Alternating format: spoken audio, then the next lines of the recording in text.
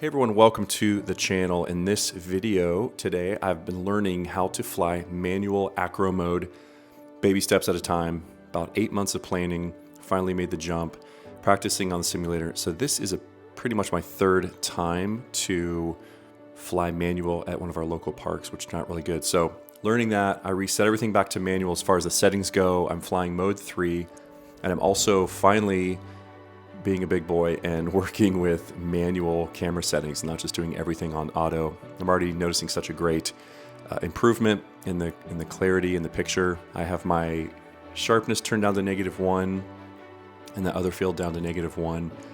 And I also have the ND filters on their way from Amazon today, so I'll be getting those to add, which should help even more. But yeah, found some great videos. I'll link those in the comments. Really helped me dial in my Avata, potato patata. I'm really happy with the results. This is going to change everything moving forward with drone content, travel, trips, which drones I take, and it's been really liberating. So I hope you enjoy the content. It's been fun to learn. Stay tuned. If you enjoy drone content, enjoy learning about drone content, make sure to like, comment, and subscribe. Let me know where you're at. Share your content. Would love to promote it. Thanks again for watching. Have a super day.